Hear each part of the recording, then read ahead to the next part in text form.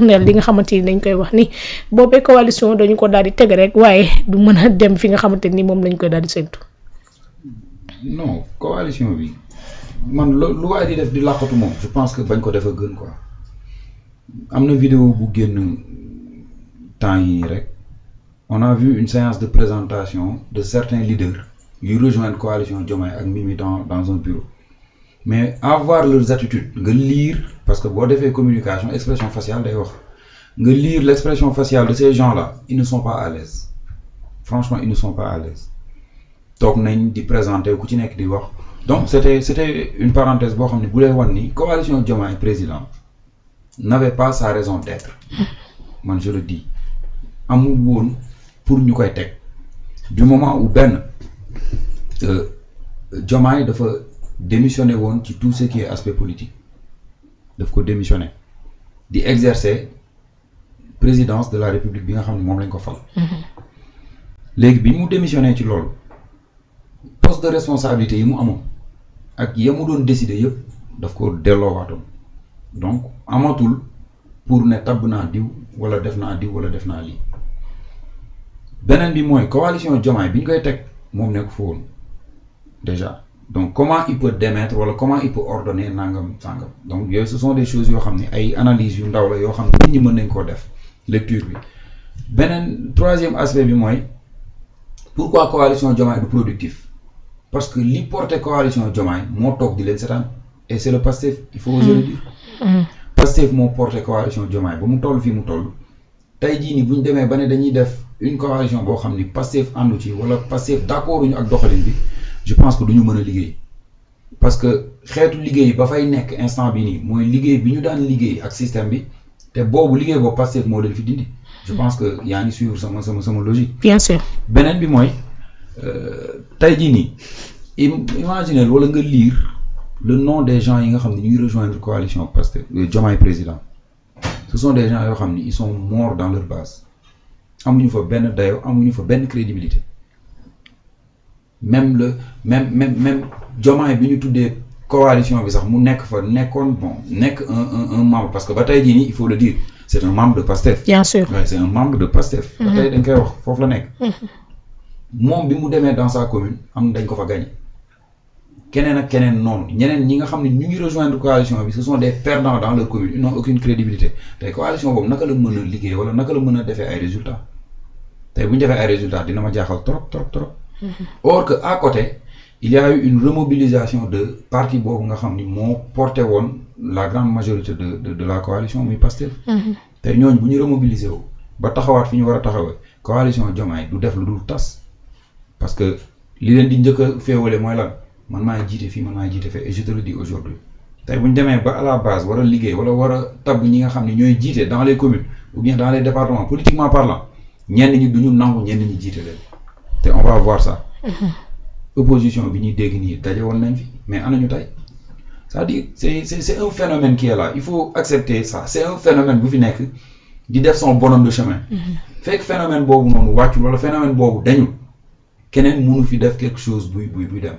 donc d'où tous les débats vont retourner sur Ousmane Sonko day delluwaat ci Ousmane Sonko. dañ naan moom la or que actuellement il ne fait que gouverner te loolu lañ ko sant li ñenn ñi di bañ a dégg. Pourquoi muy gouverner? Mais c'est le chef du gouvernement, il doit bien gouverner. Sûr, bien sûr. On décline une politique, on lui remet cette politique, mu gouverner avec son gouvernement.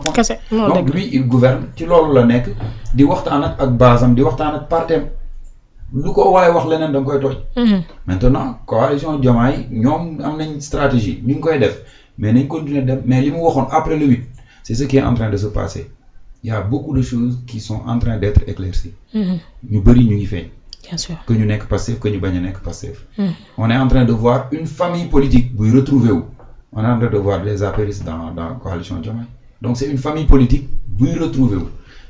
nañ bàyyi ñu xool fu wànnante lu mujjee ki gëtam. mais en tout cas fi ñu jëm ah. du ma ne lu neex de waaye. dalul xel. waaye Alaaji Rawaan yow it tekk-tekkaaral bi ñoom nee nañ waxu ci du benn yoon boo xam te ni Diomaye wax na ci li nga xam te ne moom moo daal di nekk ci coalition bi amul benn acte bu concret boo xam te ni teg nañ ko tamit. ok waa coalition Diomaye ñooy kaas le fait que Diomaye waxul ñooy kaas ñoo ko kaas ci waa Jeune Afrique. kon xanaa lii saa yi di wax mi ngi tàmbali. féewoo baa ngi commencé. waaw mi ngi tàmbali alors donc xam nga en fait la coalition Diomaye wax dëgg fa yàlla man jàpp naa ni ñi ci bokk sax ñoo gën a conscient que ni fi ñu jëm c'est-à-dire ndox amu fa. comme ni ñu koy waxee donc parce que pour la simple et bonne raison mooy jàpp naa ni yokk bi lañ ci génne c'est-à-dire mooy li ñuy wax sirru. moom lañ ci génne parce que tout simplement Pastef moo defoon moo nekkoon mastodonte bi gis nga tey même kii nga xamante ni mooy nu ma koy tuddeeti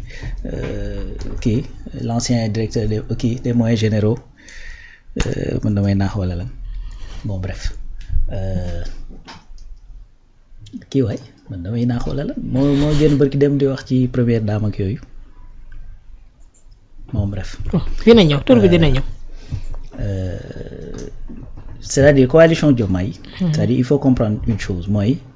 li ko taxoon jóg mooy fal un président ci benn nan laa koy tuddati benn période boo xamante ni c'était particulier. à la base sax tudduloon noonu tu vois Sonko président la tuddoon. bi Sonko nekkatulee candidat lañ jël loolu ñu daal di koy def tout simplement la coalition Diomaye président. kon dafa am objet bu ko taxoon jóg objet boobu weesu na c'est-à-dire ci leneen dañu waroon dem gis nga en 2000 Abdoulaye Wade bi muy ñëw au pouvoir xam nga lan moo ko fal Cheikh Omar Diagne merci beaucoup Sonko Magna voilà Cheikh Omar Diagne waay dama je commence à fatiguer un peu voilà donc gis nga Abdoulaye Wade bi muy ñëw au pouvoir en 2000 dafa am coalition bu ko porté coalition bi xam nga nu mu tuddoon Fal 2000 biñ ko falee ba noppi Fal 2000 mënatul exister déjà on n'est plus en 2000 donc fal nañu Abdoulaye Wade ba pare dafa évoluer tudd cap 21 donc Diomaye président loolu la waroon def dafa waroon évoluer changer tour tudd neneen d'autant plus que Diomaye ma nga xamante ni moom boo porté woon tour bi moom lañ jox tour bi c'est-à-dire dafa bàyyi woon politique tout ce qui est politique donc soxlawul muy am entité alors qui porte le nom de Diomaye puisque moom defatul politique loolu la waxoon donc Diomaye président forcément bu ñu jëlee ci le fait que président Diomaye Faye génnoon ci wàllu politique mais également l'objectif ba taxoon ñu créé ko woon c'est-à-dire waratul woon a exister en vérité dafa waroon évoluer dem tudd neneen logique boobu ci la Pastef nekkoon ak ñi mu àndal ñu toog waxtaan ba ni am nañu tur sax bu tudd APT donc Alliance patriotique pour le travail et l'éthique APT kon ñooñu ñu ngi woon ci logique évoluer parce que la taxoon jóg lalee atteindre nañ ko il faut que ñu dem vers d'autres échéances vers d'autres pâturages ci biir noonu bi li nga xamante ne am na yëpp ba pare am na ñu gis ne président de la République en vérité acte bi mu posé dafa dellu siwaat ci la mu waxoon Abdoulaye Wade moom dafa taxawoon jàkkaarloog Sénégalais yi comme maa ko waxoon waxet fu mu toll nii président Bassirou Diomaye Faye deful loolu mais acte bi mu posé loolu lay tekki tout simplement parce que nit dina wax te du prononcer moom dafa am une communication boo xamante ni c'est pas forcément verbal donc acte bi loolu lay tekki mooy maa ne woon bàyyi naa politique mais posé naa acte boo xamante ni li muy joxe li muy tekki mooy damay duggaat ci politique parce que bu fekkee defoo politique lan ngay doyee coalition bu tudd Diomaye président donc lii mooy li nga xamante ni moom mooy la situation maintenant nag kii wax naan ba président ba tey dégguñu ko wax nangam sangam président mi ngi wax président li muy waxee mooy joxe na instruction ñu ngi ciy dox lu mu ci waxaat su fekkee da ngaa joxe ab liggéey ñu koy doxal ni ñu koy doxalee nga jàpp ne noonu ñu koy doxalee nii nga ko bëggee woon mais loo ci nekk chaque fois di waxaat dina nangam sangam doo ci wax li mu waxoon déjà kilifa sax ay waxam du bari la mu ci waxoon mooy le 11 la génne une lettre mais wax naa kii di Mimi Touré na restructurer Diomaye président na ko doxal présidence bi jëlee naa ko ci kii bien que on est tous d'accord que amul lenn loo xamante ni moo ko war a mën a permettre mu jël cette décision amul c'est-à-dire président Diomaye yoru parti politique bu bokk ci coalition bi parti bi mu bokk te bokk ci coalition bi am na président président boobu mi ngi ci biir coalition bi donc mënoo jéggi président wu parti bi yow di jël ay décision beneen affaire bokkoo conférence des leaders en plus de ça sax da ngaa génne woon sa bopp ci wàllu politique donc d'ailleurs même la lettre biñ koy signé y a aucune fonction boo xamante ni dañ ko ci def aucune c'est-à-dire dañ def juste signé fi ñu signé dañ def monsieur Bassirou Diomaye Faye donc ce qui veut dire que moom xam na ni au moins amul donc prérogative boo xamante ne am na ko foofu amul fonction bu mu fay occuper en vérité donc ça on est d'accord mais bref la lettre est là et que joxe na orientation mais boobu ba tey orientation bi gisuñu muy dox. bien sûr. voilà dans la dernière vidéo bi fay lu ñu wax ñu ngi wut siège bu gën a yaatu. parce que fii nii ñu toog nii amuñu droit dajale fi nit yu bari et cetera. kon ñu ngi dox ci loolu. donc léegi nag problème bi mooy la ñuy nekk di dox dana mucc wala du mucc c'est-à-dire du mucc parce que aujourd'hui dans ce pays c'est-à-dire tey ñi fi nekkoon tey diriger sénégalais ñoo pare ci ñoom ba seppi yëfi ci seeni loxo dénk ko keneen. ñu ne waaw circonstance la dañu soog a jóge prison gars yi dañu am benn euphorie nangam coalition bi kërëb ñu daal di dem li nga xamante ne mooy législative Ousmane Sonko ne damay dem ak sama propre bannière génne même score que présidentiel. donc loolu dañu wanaat ne sénégalais ci boppam yéen ñi fi nekkoon démb ak bërki démb ñun ñoo génne suñu loxo ci yéen. am na fi ñoo xamante ni coalition par exemple bi nga xamante ni moo doon sàmm sa kàddu Barth da doon toog di wax naan man PUR je pense Amadou Ba ak xawma kan ak kan ñu dajaloo on fait au moins 500 000 voix. kan moo ñu mën a def dara yëngal fii ci kii. benn bureau de vote lañ gagné sur 1200. comprendre nga yaa par exemple ku mel ni Khalifa su ma juumul 15 députés lu jógee ba 0. tu vois donc lu mel ni PUR également benn député finalement ci ñoo xamante ne da ngeen yoroon plusieurs députés à l'Assemblée nationale. donc loolu c'est un autre signal boo xamante ne sénégalais wane nañ ne fii ci réew mi en tout cas parti bi fi yor doole parti Pastef la politiquement ñoo yor doole le 8 également li Ousmane Sonko dajale fële c'est-à-dire coalition dajalewul ko parti Pastef moo fa woote ay son président ña ànd ak moom ak ay sympathisants am ak ay alliés am et cetera ñëw daje fa gis nañ le 8 la fa daje loolu également dafa joxe beneen signal buy wane ni pour le moment en tout cas le pouvoir populaire fii ci réew mi Ousmane Sonko moo ko yor ci ay loxoom. léegi nag chacun est libre à un certain moment de ta vie nga jël ay orientation ne man finalement gisoon naa ne sama dund fii laa ko doon orienté mais jàpp naa ne am na beneen yoon bu gën ci man chacun est libre de le faire boo xasee nag ba def nag après il faut faire face à li nga xamante ne mooy les conséquences yi mën naa nekk yu positif comme mën naa nekk lu négatif et puis les gens vont appréhender par rapport ak yow li nga fi waxoon démb ak bërki démb par rapport ak parcours bi nga jaar démb ak bërki démb ndax aujourd'hui tu es quelqu'un boo xamante ni war nañoo mën a jël yenn qualificatifs yi par rapport ak acte bi nga posé teg ko ci sa kaw ou pas loolu nag sénégalais ñoo ko moom parce que fii nag boo jëlee acte teg ko ci penc mi mais acte mi ci penc mi nga ko teg bien sûr faaw ñi nga bokkal penc mi am ci seeni xalaat te xalaat bi mooy que ni à un certain moment li ñu waxoon sénégalais yi mooy que ni y a un tandem boo xamante ne moom la ñuy jox le pouvoir kenn ci tandem yi di le président Bassirou Diomaye Faye ne moom génn na ci wàllu politique parce que ci seeni biir texte président Bassirou Diomaye Faye moo waxoon ne président de la république warta def politique parce que bu dee def politique des fois bu waxee nga dal ci kaw chef de parti bi ñu ne président nga dal ci kawam